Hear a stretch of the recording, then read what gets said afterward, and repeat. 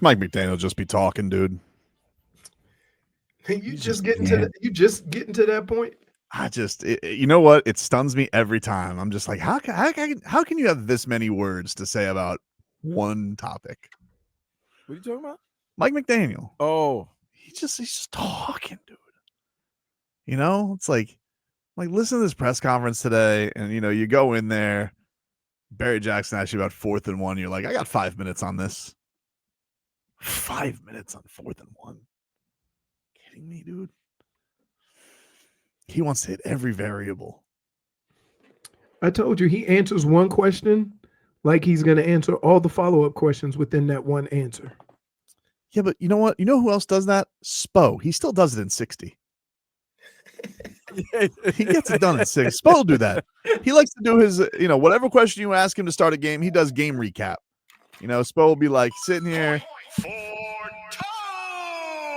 He'll be like, Spo, great game against the Clippers tonight. Yeah, Davion was great, and Andrew Wiggins and Bam's shooting, and we all came together, played good defense. He tries to do that. This guy, he's just yammering.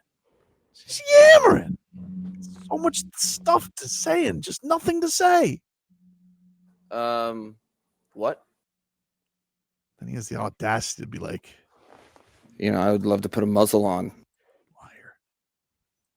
Why am I nervous about this game this week? I don't feel good about the way the team is playing right now. I know they've won, but I don't feel great about specifically Tua. I don't like the idea of Tua going on the road, even if it's against the awful, awful Jets, Leroy. He's not good in cold weather. I saw Joe Shad. He tweeted this out yesterday. Projected 38 degrees at kickoff for Dolphins and Jets.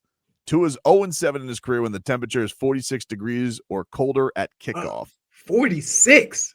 That ain't even cold. That's brisk, dude. That's not 46 ain't bad. 1 and 8 is great weather in December. Yeah. For football weather. Yep. You would wear shorts. The only time where football gets, once it gets around like 35, underneath 40, then things start getting a little frozen. Right. Oh, but it might be windy though. He always windy up there. It also says he's 1 and 8 when it's 50 degrees or colder. Wait, really? Damn. Was he a 69 degrees guy? Tua has won twice at the Jets in late November. He's 6-0 versus the Jets in his career. Miami's 7-0 in games that Tua has appeared against the Jets. He made his debut against the Jets. Remember that? Like he was in for like 2 snaps. I was there. Were you? Yeah. That was a COVID year. There was no fans. Well, there was hardly fans in attendance. And he came in, I think it was like 22-0 or 28-0. And he took over for Fitzpatrick. And then after the game, that was the picture when he went back on the field and like he's sitting down, right? Yeah. Sitting down, thinking about his injuries. Yeah. See, this is the thing, man. Like the one thing with Tua that you are worried about is, Leroy made the point about when he was drafted about the injuries. And the thing that's tough is you just wonder if he's aging faster. Like it's just like he had the hip injuries last year, and you wonder about that tread on the tire. Like he just I genuinely just don't think. I don't know. He just doesn't. He hasn't looked the same, and I do wonder if it's just like has this stuff caught up with him because he's always been like he's had to put his body into his throws. And want me to tell you what the problem is? Sure. Yeah, people don't want to hear this, and it sounds mean and crass, but this is the deal. Tua didn't work as hard this offseason as he did all the other seasons because all he tried to do was put on weight. Wait, was this offseason the one where he was portly? Yes. Okay.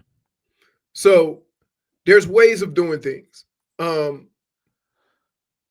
remember how thin he looked, but how mobile, how fleet of foot he looked, how footwork was last year, and then he got hurt. Yeah. And everybody said it was because of his weight. Yeah. Which it wasn't, by the way. And so then he put back on the weight. But he's not fit. Right. Not like the bulky. And so he looks sluggish at times. Told you. And so what I would say is now you go into this offseason, you get your body in, you put in the work, get your body into tip-top shape. You can play the same way. But you're going to look different. You're going to be able to move a little bit differently. And the thing that I've noticed last year to this year was even when he was running foolishly, he looked quick and sprite, right? Because he was thinner, he was in better shape because all the stuff he did in the offseason to get his body right. Mm-hmm. And now he looks kind of sluggish. Lethargic. Like everything right. And so that's a perfect example of putting weight on the wrong way. Well, so what he needs to do in the offseason is get in better shape, get in the gym, get in football shape. I don't want to hear about jiu-jitsu. I don't want to hear about none of that garbage. Jiu-jitsu is important. You go get into football shape, and you'll see a big difference, and people will say, well, what happened? And I'm telling you, this is what it looks like. Everything else stems from that. I want jiu-jitsu taken straight. Jiu-jitsu Tua was the best Tua we ever had. You just like the fact that you think he can defend himself. It was the best Tua we had was jiu-jitsu Tua. Well, that was a mouthful. That's what I'm saying. No, to say we are in season now. Lots of guys are out of shape in the off season. Now you're missing the point. Sometimes it doesn't just happen to Tua. A lot of guys who'd asked to put on weight don't put it on the right way, and it makes them lethargic and slow. I mean, we did see. I'm not boiling it down to like 3 videos, but we did see plenty of videos of Tua seeming to party this offseason. A lot of beers in his hands. A lot of like a beer belly. He went beer belly Tua, not swole Tua, not slim Tua. Right. You know, he tried to get that Peyton. He doesn't seem to be moving as well. And here's the other kicker. Because you've had so many injuries, that's an easy place to put that. You understand? It's an easy place to put that and say, oh, his body is that, but his body looks different. He looks bigger. Do you think there's any wear down though on that, or is that just not working that out? Because we know he had the hip injury to end the season last year. Yeah. So I don't know if that puts him on the shelf or he was afraid to press that, just wanted to rest. I don't know what the answer to that is, but like the idea that, do you think like he can get that snap back, sure. on his throws? Absolutely. It's one of those things that you kind of get a feel for what best fits your body. And sometimes at some positions, I did it. Like when I first got into the league, they asked me to go from 215 to 225. So I rode that for a minute, and then I felt like, I couldn't move. And then I dropped like 10, 15 pounds, and I was good. But you kind of have to kind of get that feel for what you have to be honest about, how you have to be the best, go out there and perform. And you can just, and it's easy to take what Tua's going through and put it around, his injuries.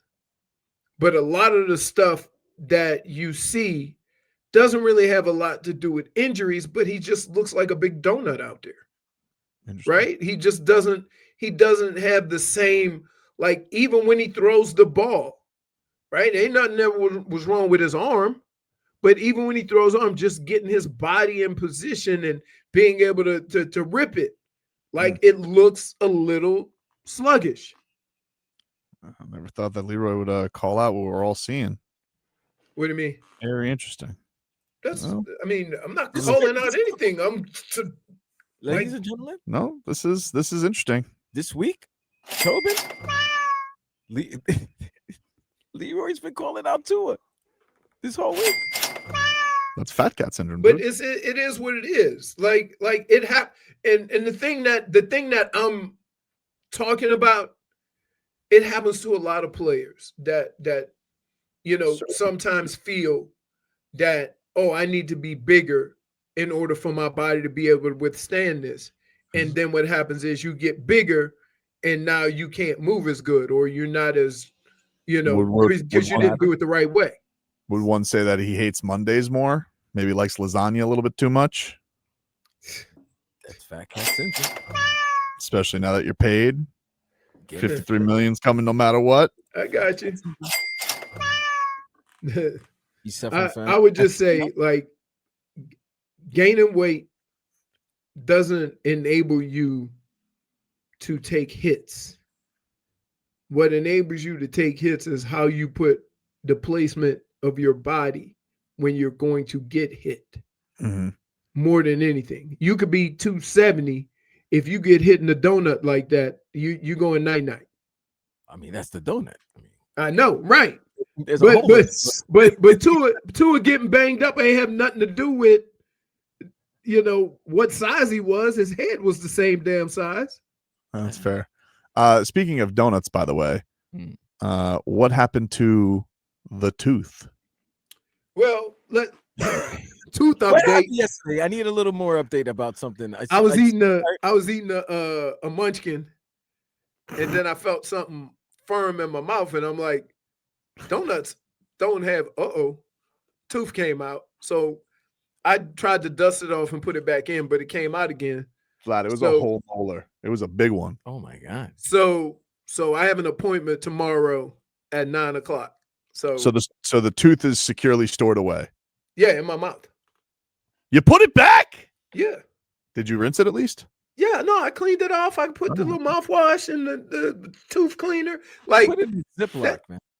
No, I'm scared I'll lose it. Because guess what? When I got home, when I reached into my little bag and tried to take it out of the cup, it fell in my bag. I'm like, no, I'm not. I'm gonna lose this too. And you get a crown, that's $1,000. I didn't really have issue with you putting it back. I just wanted you to at least mouthwash it. And I got it. I got it good. I got it good. There's a good chance you might lose it again in your mouth. No, it's in there pretty good. You might want to. Yeah, just careful when you sleep. No, I slept with it last night. How do you think I'm sleeping, dude? I don't know, dude. Like, I swallow my tooth. Sitting here judging me. You're the one who lost the tooth in a munchkin. Yeah, you let a munchkin take your tooth out. I don't know, dude. What flavor were they? Pumpkin spice? No, blueberry. Blueberry. When we come back, we'll play our favorite Wednesday game, Rats Off a Ship, with music.